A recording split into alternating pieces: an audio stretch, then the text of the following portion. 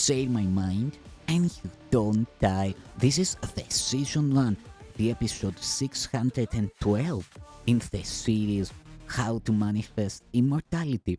And the name of today's teaching is The Message of the Holy Relationship. Let reason take another step. If you attack whom God would heal and hate the one he loves, then you and your Creator have a different will. Yet if you are his will, what you must then believe is that you are not yourself. You can indeed believe this, and you do, and you have faith in this and see much evidence on its behalf. And where you wonder does your strange uneasiness, your sense of being disconnected, and your haunting fear of lack of meaning in yourself arise, it is as though you wandered in without a plan of any kind except to wander off, for only that seems certain. Yet we have had a very similar description earlier, but it was not of you. But still, this strange idea which it does accurately describe, you think is you. Reason would tell you that the world you see through eyes that are not yours must make no sense to you. To whom would things such as this send back its messages? Surely not you, whose sight is wholly independent of the eyes that look upon the world. If this is not your vision, what can it show to you? The brain cannot interpret what your vision says. This you would understand. The brain interprets to the body of which it is a part. But what it says you cannot understand. Yet you have listened to it, and long and hard you tried to understand its messages. You have not realized it is impossible to understand what fails entirely to reach you. You have received no messages at all, you understand, for you have listened to what can never communicate at all.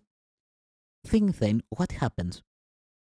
Denying what you are and firm in faith that you are something else, this something, yet it must be the something else that says, and thus not you, explains its side to you.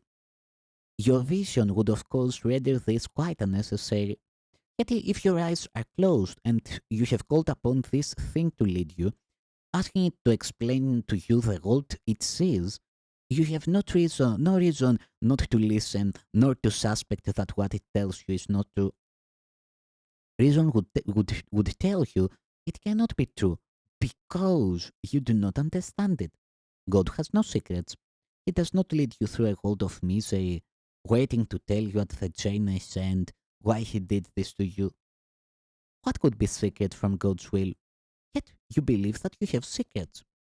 What could your secrets be except another will that is your own apart from his?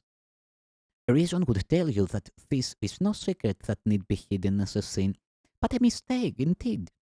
Let not your fear of sin protect it from correction, for the attraction of guilt is only fear.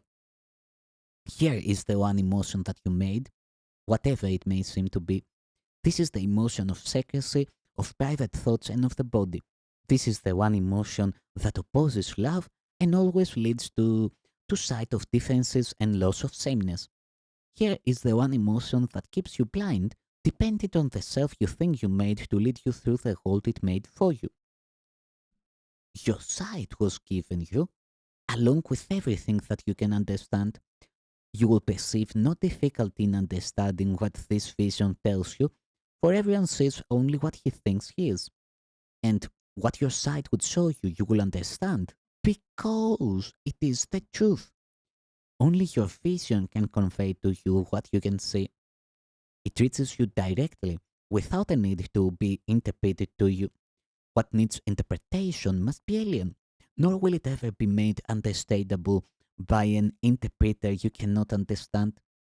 Of all the messages you have received and failed to understand, this course alone is open to your understanding and can be understood. This is your language. You do not understand it yet, only because your whole communication is like a baby's.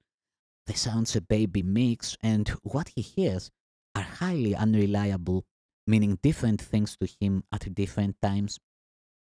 Neither the sounds he hears nor sights he sees are stable yet, but what he hears and does not understand will be his native tongue through which he will communicate with those around him and they with him, and the strange shifting ones he sees about him will become to him his comforters, and he will recognize his home and see them there with him.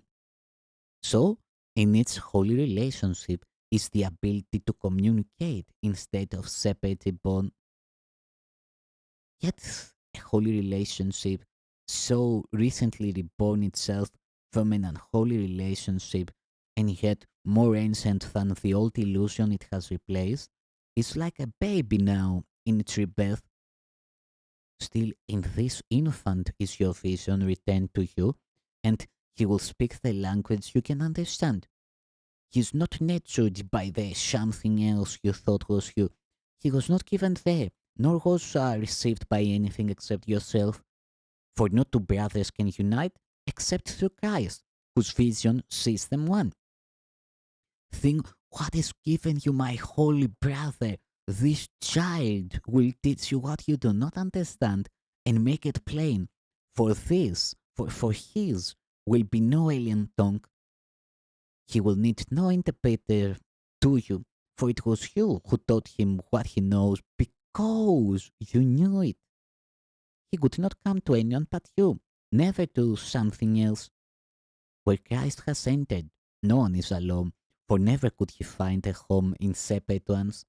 Yet must he be reborn into his sentient home, so seeming new, and yet as old as he, a tiny newcomer, depended on the holiness of your relationship to let him live.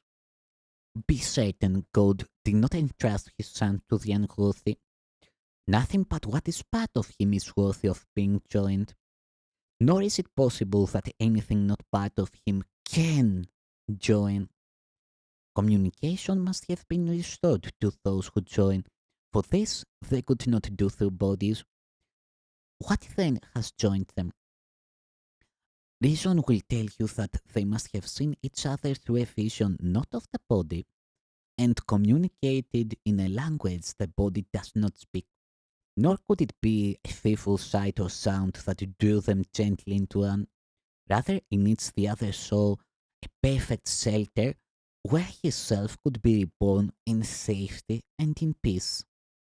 Such did his vision tell him, such he believed because it was the truth. Here is the first direct perception that you can make. You make it through awareness older than perception and yet reborn in just an instant. For what is time to what was always so? Think what that instant brought. The recognition that the something else you thought was you is an illusion, and truth came instantly to show you where yourself must be. It is denial of illusions that calls on truth, for to deny illusions is to recognize that fear is meaningless. Into the holy home where fear is powerless, love enters thankfully, grateful that it is one with you who joined to let it enter. Christ comes to what is like himself, the same, not different, for he is always drawn unto himself. What is as like him as a holy relationship? And what draws you together draws him to you. Here are his sweetness and his gentle innocence protected from attack, and here can he return in confidence, for faith in one another is always faith in him. You are indeed correct in looking on each other as his chosen home, for here you will with him and with his Father. This is your Father's will for you, and yours with his. And who is drawn to Christ is drawn to God as truly as both are drawn to every holy relationship, the home prepared for them as earth is turned to heaven.